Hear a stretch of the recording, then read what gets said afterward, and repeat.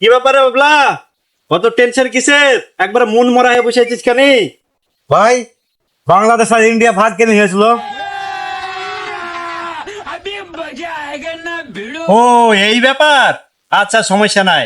ওই দোকান থেকে আমার লেগে দুটো দেশলাই কাঠি কিনে আনগা, আমি বলছি। ঠিক আছে। এলে ভাই, তোমাদের কাঠি কিনে নিলাম।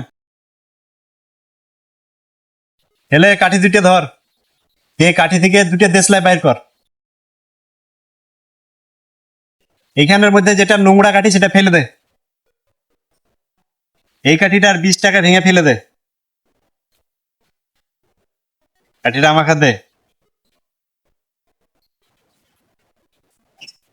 ভাই এবার বলো, ও আবার কি বলবো? নিশ্চয় মনে হয় কোনো কারণ ছিল, ছিল ছিল না ছিল না ছিল। ও তো আমার জেনে লাভ কি, তোরা তো শুনে লাভ কি? তোর কাজ তুই করগা। তাহলে আমাকে কিনে ওই 1 কিলোমিটার দূর থেকে কাঠি কিনে কিনা করাইলে? আমার দাঁতে নোংরা লেগেছিল, পরিষ্কার করবো বলে তোকে কিনে আনা করাইলে। শালা হনুমুখিয়া, জানিস এর আগে বলবি কাল বাচ্চা মা আছে, তোকে বই না।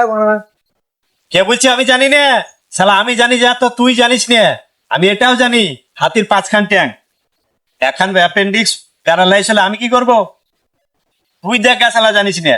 পালা এখান থেকে শালা, হনুমান, বাদর, ট্যাবরা চোখে সাপ।